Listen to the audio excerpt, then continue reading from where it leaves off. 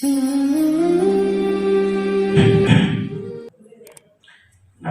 ونصلي ونسلم على رسولنا الكريم أما بعد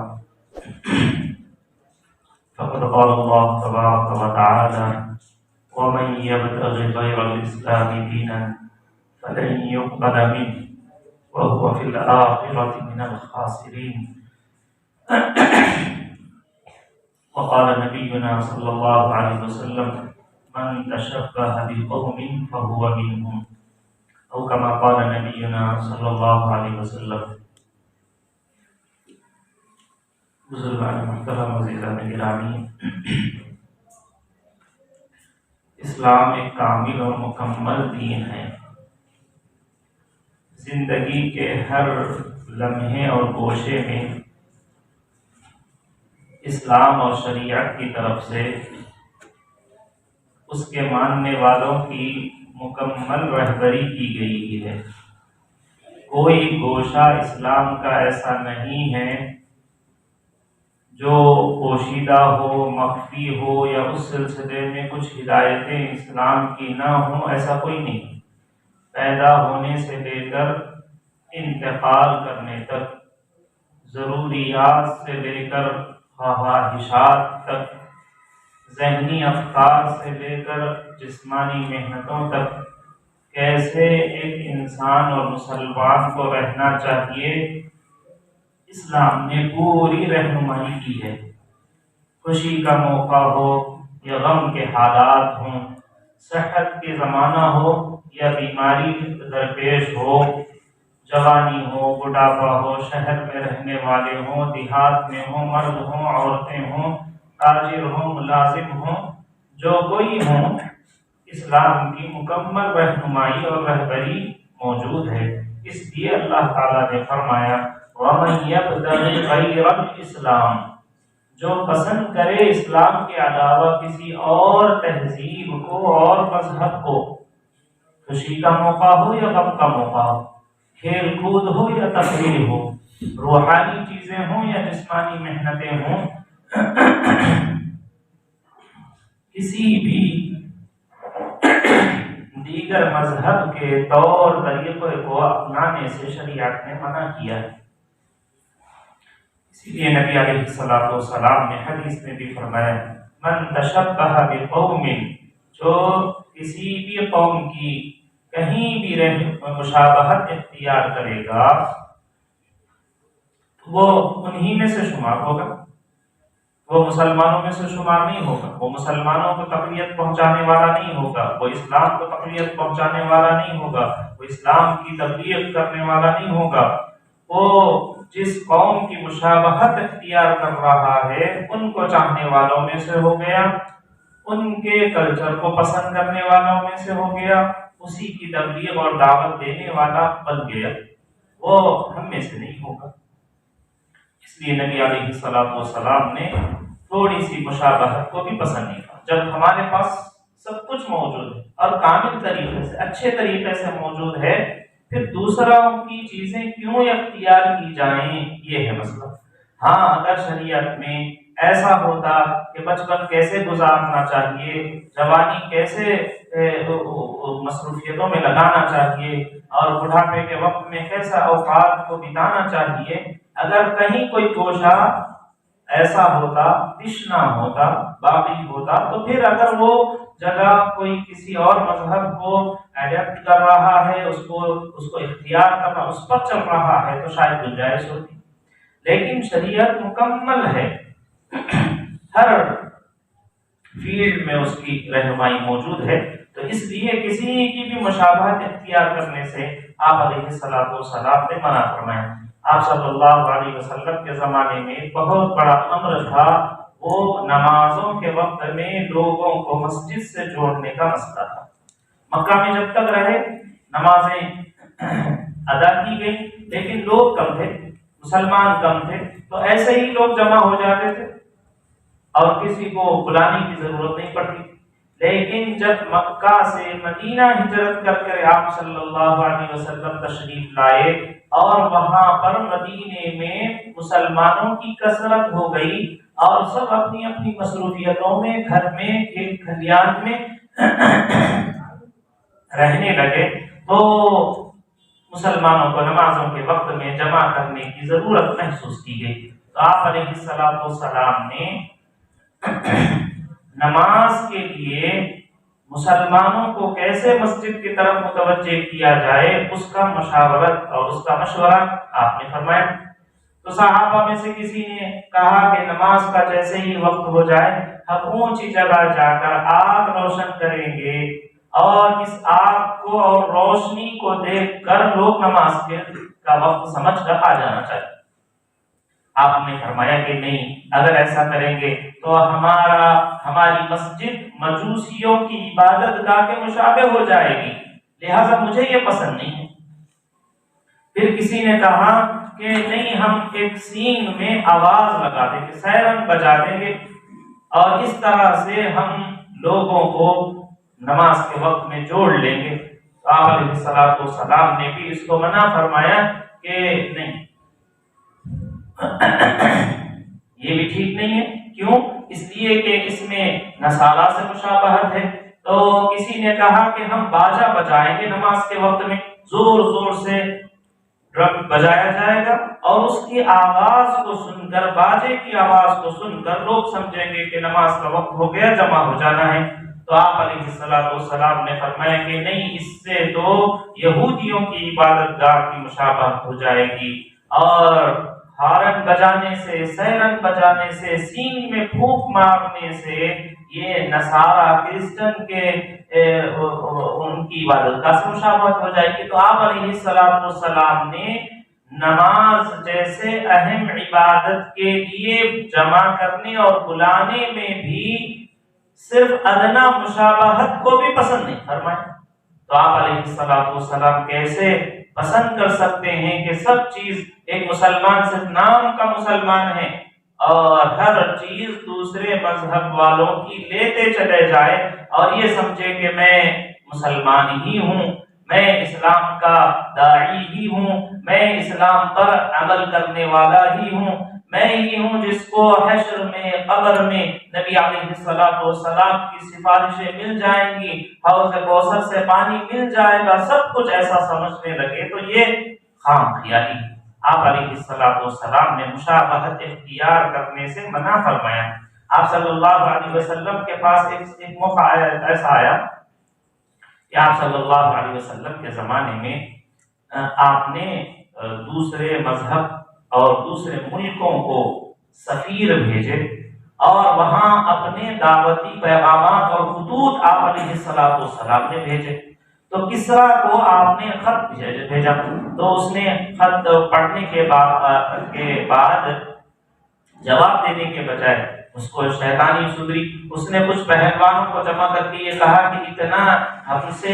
ہم کلام ہونے کی اور ہم کو دعوت دینے کی اور اسلام اختیار کرنے کی بات بولنے والے کون ہیں، ان کو گرفتار کر کے لایا جائے۔ تو وہاں سے لوگ آئے، آپ علیہ السلام کے دربار میں آئے، تو آپ علیہ السلام نے ان کو ان کے چہرے کو دیکھنا بھی پسند نہیں فرمایا۔ تو آپ سے پوچھا گیا تو آپ صلی اللہ علیہ وسلم نے بتایا کہ یہ لوگ مونچھ بڑھا رہے ہیں، داڑھی کٹا رہے ہیں، تو جس کی داڑھی کٹی ہوئی ہو یہ مجوسیوں کا طریقہ ہے اور مجھے پسند نہیں ہے کہ میں ایسا چہرہ دیکھوں کہ جس کی داڑھی کٹی ہوئی ہو اور مونچھ بڑی ہوئی ہو، تو میں ان کا چہرہ بھی دیکھنا نہیں چاہتا۔ آپ صلی اللہ علیہ وسلم نے فرمایا مخالفت کرو یہودیوں سے، مخالفت کرو نصارہ سے، مخالفت کرو مجوسیوں سے، کہ دوسرے مذاہب والوں کا طریقہ یہ ہے کہ وہ داڑھی کو کٹا رہے ہیں اور مونچھ کو بڑھا رہے ہیں۔ میری امت کا شعار، پہچان یہ ہونا چاہیے کہ وہ مونچھ چھوٹی رکھیں، داڑھی کو بڑی رکھیں۔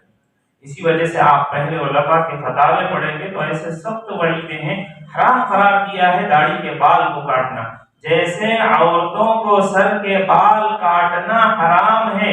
اور یہ مسئلہ بنانے کی طرح ہے، تغیر فی خلق اللہ ہے، اللہ کی بنائی ہوئی چیز کو بگاڑنا ہے، ایسے ہی مرد کا شرعی داڑھی نہ رکھنا اتنا ہی حرام قرار دیا گیا۔ تو جب نبی علیہ السلام زندگی میں آنے والے سفیر سے اس لیے ملاقات نہیں کیے ہیں کہ اس نے داڑھی نہیں رکھی تھی، تو کیا آپ علیہ الصلوۃ والسلام روز محشر جب ہم آپ کے شفاعت کے منتظر ہوں گے، جب ہمیں ضرورت ہوگی کہ آپ کے دست مبارک سے ہم جام کوثر پی سکیں، ہمیں ضرورت ہوگی کہ نیکیوں کا پلہ کسی ایک بول کی وجہ سے جھک جائے اور گناہوں کا پلہ ہلکا ہو جائے، ایسے وقت میں نبی علیہ الصلوۃ والسلام اپنا چہرہ پھیر لیں اور یہ کہیں کہ یہ میرا امتی نہیں ہو سکتا، میں اس کا چہرہ نہیں دیکھوں گا۔ میرے بھائیوں، آپ علیہ الصلوۃ والسلام نے لباس میں، پوشاک میں، وضاحت میں، کسی بھی چیز میں کسی غیر کی اقتداء کرنا، اتباع کرنا، اس کے پیچھے چلنا، ان کی مشابہت اختیار کرنے سے منع فرمایا ہے۔ آپ علیہ الصلوۃ والسلام نے جیسے ان چیزوں میں مشابہت سے منع کیا ہے، ایسے ہی آپ نے فرمایا کہ ان کی خوشیوں کی مشابہت آپ اختیار نہ کرو۔ آج کل لوگ اس کا فرق نہیں کرتے، اور پھر کسی بھی قوم کی خوشی کا موقع آتا ہے تو ہم وہ قوم بن کر ان کی خوشیوں کی طرح خوشی منانے لگتے ہیں۔ اب تل سنکرانتی آ گئی اور کوئی قوم ہے جو اس کو خوشی کا دن منا کر، عید کا دن منا کر اپنی کسی خاص دیوی دیوتا کی پوجا کر رہے ہیں، سرسوتی کی پوجا کے طور پر وہ پتنگ اڑا کر خوشی مناتے ہیں۔ مذہبی تقریب ہے، یہ تفریحی تقریب نہیں ہوتی۔ ایک وہ سیلیبریٹس ہیں جو ریلیجن سے تعلق رکھتے ہیں، مذہب سے تعلق رکھتے ہیں، تو مذہبی چیزوں میں ہم یہ نہیں دیکھتے کہ غیر ہماری کسی مذہب کی چیز کو اختیار نہیں کر رہے ہیں، لیکن ہم ان کے غیر کے مذہبی چیزوں کو خوشی خوشی اختیار کرتے ہیں۔ اب سنکرانتی آئے گی اور دیکھیں آپ پتنگوں کے سلسلے میں پتنگ بنانے سے لے کر مانجا تیار کرنے سے لے کر اس کو بازار میں فروخت کرنے سے لے کر اور اس کو پلانے اور اڑانے میں، سب میں شروع سے لے کر آخر تک مسلمان بڑھ چڑھ کر حصہ لیتے ہیں، اور ایسا جیسا کہ ان کو کوئی حدیث میں یا قرآن کی کوئی آیت مل گئی اور اس میں اس کے فضائل آ گئے، ایسا ایک دوسرے سے بڑھ چڑھ کر، اور کچھ تو ہیں اس کے اوپر اپنے میوزک لگا رہے ہیں، ڈیک لگا رہے ہیں، اور بڑی بڑی آوازوں کے اندر کسی کو نقصان پہنچا کر خوشی کا اظہار کر رہے ہیں، گانے لگا رہے ہیں، خوشیاں منا رہے ہیں، پوری رات جاگ رہے ہیں، تماشے کرتے ہیں۔ اگر کوئی فضائل کی بات بولی جائے، بھائی صدقہ کرو، نیکی کا کچھ کام کرو، کتنا بولا جائے، ہفتوں مہینوں بولا جائے، زندگی بھر بولا جائے، تو لوگوں کو ترغیب نہیں ہوتی۔ صدقۃ الفطر ادا کرنے کے لیے ہر موقع پر، ہر رمضان کے آخر میں یاد دلانا پڑتا ہے کہ صدقۃ الفطر اتنا ہے۔ 60 روپے صدقۃ الفطر میں خرچ نہیں ہوتے، 600 روپے کی پتنگ لا کر پلا رہے ہیں، 1000 روپے کا مانجا خریدنے کے اندر کوئی تکلیف محسوس نہیں ہوتی۔ یہ غیروں کی مشابہت ہے۔ پتنگ بازی یہ مسلمانوں کا طریقہ اور مسلمانوں کا شعار نہیں ہے، کہیں قرآن اور حدیث میں یہ بات نہیں ہے، اس کے کوئی فضائل نہیں آئے ہیں جہاں آپ مال خرچ کر رہے ہیں، یہ گناہ ہے۔ موسم کی تبدیلی کے سلسلے میں غیر یہ سمجھتے ہیں کہ موسم کی تبدیلی فلاں دیوی دیوتا کی وجہ سے ہے، اس وجہ سے کہ اب سردیوں کا موسم جا چکا ہے، اب پتجھڑ کا موسم ختم ہو چکا ہے، اب درختوں کے اوپر نئے پتے آئیں گے، موسم میں تبدیلی آئے گی، نیا بہار شروع ہوگا، تو وہ بہار کے لانے والی دیوی دیوتاؤں کی پوجا کے طور پر ایک خوشی کا دن غیر منا رہے ہیں، اور ہم بھی ان کے ساتھ ان کا دیکھا دیکھی اس میں شریک ہونا تو دور کی بات ہے، بڑھ چڑھ کر حصہ لیتے، تو شرعی اعتبار سے بھی یہ ٹھیک چیز نہیں ہے۔ دوسری چیز یہ ہے کہ نبی علیہ السلام نے مسلمانوں کو یہ سکھایا ہے کہ آپ کوئی بھی تکلیف دہ چھوٹی بھی چیز راستے میں ہو تو اس کو ہٹانا چاہیے، اور پتنگ بازی کے اندر دوسرے کو تکلیف پہنچانے کی نیت سے پتنگ اڑائی جا رہی ہے۔ پتنگ اڑاتے ہی اس لیے ہے کہ کوئی اور اڑا رہا ہے تو اس کی پتنگ کو کاٹا جائے، دوسرے کو نقصان پہنچانے کے لیے پتنگ اڑائی جاتی ہے،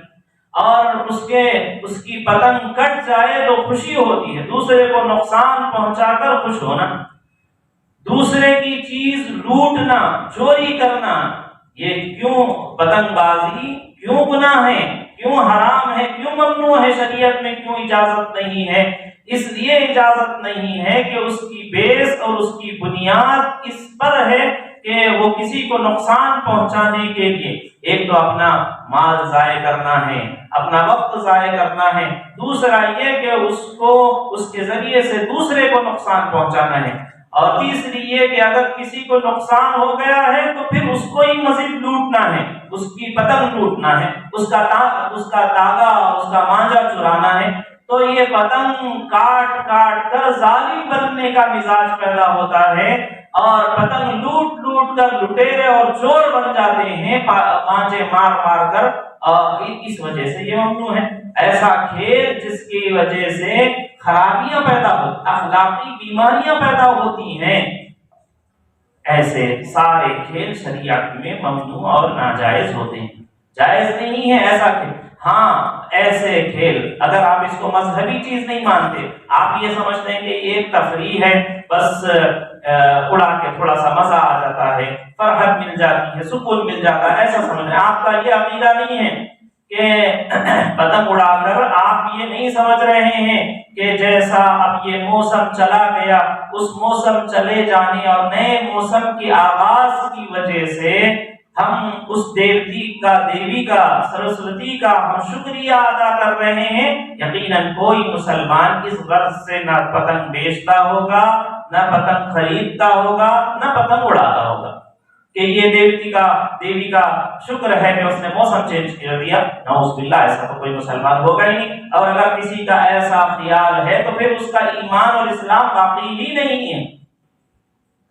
آپ نے سچ فرمایا تھا، یوشک ان یأتی علی الناس زمان لا یبقى من الاسلام الا اسمه ولا من القرآن الا رسمه۔ ایک وقت قیامت سے قریب آئے گا کہ اسلام کا صرف نام باقی رہ جائے گا، ہم لوگوں کے صرف نام باقی ہیں، اور ہم عبداللہ عبد الرحمن بن کر رہ گئے، ورنہ کسی میں، نہ شادی میں، نہ بیاہ میں، نہ خوشی میں، نہ موت کے جنازوں کے اٹھنے کے وقت میں، نہ تعلیم میں، نہ تفریح میں، کسی چیز میں شریعت کے حدود کو برقرار رکھنا، اس کی تعلیم حاصل کرنا، اس پر عمل کرنا، نہ اس کے سلسلے میں تربیت بھی نہیں کرتے۔ ضرورت نیچے سے ہے کہ بچوں کی تربیت کی جائے۔ اب چھٹیاں بھی انہی دنوں میں آ جاتی ہیں، اور بازار میں نئی چیز بچوں کو نظر بھی آ جاتی ہے، تو ایسے وقت میں ہم بڑوں کی ذمہ داری ہے کہ ہم بچوں کی تربیت کریں کہ یہ چیز ہماری شریعت کے اعتبار سے صحیح نہیں ہے، اس کی شریعت میں گنجائش اور اجازت نہیں ہوتی، اس کی وجہ سے یہ نقصان ہوتے ہیں، مالی نقصان ہوتا ہے، جانی نقصان۔ کتنے لوگ ہیں جن کے پتنگ کے لوٹنے اور اس کو چھیننے حاصل کرنے کے سلسلے میں حادثات ہوئے، اڑانے والے اوپر سے گر کے انتقال ہوئے۔ کسی نے سرچ کر کے کہا تھا کہ یہ جب عید گزرتی ہے تو تقریباً 500 لوگوں کے پورے ملک کے اندر اموات ہوتے ہیں اس عید کے موقع سے ان لوگوں، اور اس میں بڑا حصہ ہم مسلمانوں کا ہے۔ اس لیے میرے بھائیوں، آج کے جمعہ کا یہ پیغام ہے، آپ لیتے بھی جائیں، سناتے بھی جائیں، سب کو بتاتے بھی جائیں کہ دل سنکراتری، پتنگ بازی یہ مسلمانوں کا شعار نہیں ہے، یہ غیروں کی ان کی مذہبی عید ہے، وہ مذہبی کام کر رہے ہیں، ہم مسلمان اس میں شریک نہیں ہو سکتے۔ اور دوسری وجہ یہ ہے کہ اس سے صرف تفریح تباہ کے طور پر بھی، لطف لینے کے لیے بھی، وقت گزارنے کے لیے بھی، خوشی حاصل کرنے کے لیے بھی، اس لیے یہ کھیل نہیں کھیلا جا سکتا کہ اس کی وجہ سے اخلاق کی گراوٹ پیدا ہوتی ہے، چوری کا مزاج پیدا ہوتا ہے، لوٹنے کی عادت آتی ہے، دوسرے کو نقصان پہنچا کر دل میں خوشی پیدا ہوتی ہے۔ اس وجہ سے بھی یہ دل سنکراتری کے موقع پر پتنگوں کو اڑانے کی شرعی طور پر اجازت نہیں ہے، اس سے بچنا چاہیے۔ اور ایسے ہی میرے بھائیوں، اس موقع پر چونکہ چھٹیاں بھی ملتی ہیں، چھٹیوں کو، اپنے بچوں کی چھٹیوں کو صحیح صرف کرنا چاہیے، صحیح جگہ پر ہمارے بچوں کا وقت گزرے، اب تک وہ تعلیمی مصروفیتوں میں تھے، اب ان کو کسی اور مصروفیت میں مشغول کرنا چاہیے۔ آپ علیہ السلام نے عصر کے وقت کی قسم کھائی، زمانے کی بڑی قسم کھائی۔ آپ صلی اللہ علیہ وسلم نے زندگی کا ہر لمحہ، ہماری زندگی کا ہر سانس، ہر گھڑی وہی ہماری زندگی ہے اصل، اور اس کے سلسلے میں ہم کو پوچھا جائے گا، اس کی قدر کرنی چاہیے۔ تو جیسے پڑھائی کے زمانے کی قدر ہے اور اس میں تعلیمی مصروفیتوں میں ہم نے اپنے بچوں کو شریک کرنا ہے، ایسے ہی چھٹیوں کی زندگی اور اس کا وقت بھی، اس کی بھی قدر کرنی چاہیے۔ یہ 4-5 دن کی چھٹیاں کہاں گزرے، بڑوں کو بھی چھوٹوں کو بھی، اور جن کو یہ چھٹیاں مل رہی ہیں وہ سب کو پہلے سے پلان کرنا چاہیے کہ یہ چھٹیاں ہماری کہاں گزریں گی، کیسے گزریں گی، کیا سیکھیں گے اس وقت میں، اور کسی اللہ والے کی صحبت میں چلے جانا اور ان سے کچھ تعلیمات حاصل کرنا، یا اللہ کے راستے میں جماعت کی شکلوں میں کچھ وقت چلے جانا، یا کوئی اور مصروفیتیں ہیں۔ نبی علیہ السلام نے ایسے کھیل جس کے اندر جسمانی یا روحانی طور پر ترقی مل رہی ہو، ان میں حصہ لینے کی اجازت دی ہے۔ آپ صلی اللہ علیہ وسلم خود بھی اور آپ کے صحابہ اور چھوٹے صحابیوں کو حضور صلی اللہ علیہ وسلم نے تیراکی سکھائی ہے۔ آپ یہ چھٹیوں کو اپنے بچوں کو تیراکی سکھانے میں لگائیے۔ آپ صلی اللہ علیہ وسلم نے صحابہ کو دوڑ کے مقابلے کروائے۔ آپ صلی اللہ علیہ وسلم کے زمانے میں ایک صحابی تھے حضرت سلمہ بن اکوع، جو سارے صحابہ میں رننگ میں، بھاگنے اور دوڑنے میں سب سے فرسٹ آتے تھے۔ تو آپ کراٹے کلاس میں بچوں کو شریک کرائیے، کشتی کے کھیل کود میں بچوں کو شریک کرائیے، کسی تفریحی مقام پر یادگار کسی اللہ والے یا کسی ایسی جگہ جو تاریخی حیثیت رکھتی ہے، ایسی جگہ پر لے جانے اور وہاں کا تعارف کرانے، وہاں کے نوٹس تیار کرنے کے لیے مصروفیت کو طے کیجیے۔ آپ دینی تعلیم سے جڑے ہوئے ہیں، چھٹی مل رہی ہے، دنیاوی تعلیم کے کسی علوم اور اس کے کسی فن یا اس کی کسی لغت اور اس کی لینگویج کو سیکھنے کی کوشش کیجیے۔ اور اگر آپ دین اور عصری علوم اسکولوں کے پڑھنے والے ہیں تو ان چھٹیوں کو غنیمت سمجھ کر، ان چھٹیوں کے موقع پر کسی دینی چیز کو ٹارگیٹ کر کے کہ میری ان چھٹیوں کے درمیان میں نماز صحیح ہو جائے، مجھے نماز جنازہ ان چھٹیوں میں کمپلیٹ کر لینا ہے، اس طرح سے کوئی تو ایک ٹارگیٹ بنا کر اپنی چھٹیوں کو مفید بنانے کی ضرورت ہے، ورنہ پھر یہ چھٹیاں ہمارے لیے وبال جان بن جائیں گی، اور نہ چاہتے ہوئے بھی تفریح کے نام پر، کھیل کود کے نام پر ایسے گناہ کے مرتکب ہو جائیں گے جس گناہ کو علماء کرام نے حرام قرار دیا ہے۔ اس لیے میرے بھائیوں، ان چیزوں کی نبی علیہ السلام نے تعلیم دی ہے، جن میں خاص طور پر یہ فرمایا کسی بھی قوم کی مشابہت اختیار نہ کرو، نہ خوشی کے موقع پر کسی قوم کی مشابہت اختیار کرو، نہ تو کسی کے غم کے موقع پر کسی کی مشابہت اختیار نہ کرو۔ تو مشابہت اختیار کرنے میں ان دنوں میں عام طور پر مسلمان پتنگ بازی میں غیر مسلمانوں کی مشابہت اختیار کرتے ہیں، جو کہ مذہبی اعتبار سے بھی گناہ کا کام ہے، اخلاقی اعتبار سے بھی بہت ساری خرابیوں کو پیدا کرنے والی چیز ہے۔ اس لیے اپنے جان کو، اپنے مال کو ایسے خرافاتی اور ایسے برے کام کے اندر لگانے سے بچائیے۔ اللہ تعالیٰ مجھے، آپ کو، ساری ملت اسلامیہ کو ہر طرح کی دیگر قوموں کی مشابہت جو دین اور اسلام اور شریعت کو نقصان پہنچانے والی ہے، اس سے بچنے اور بچانے کی توفیق نصیب فرمائے۔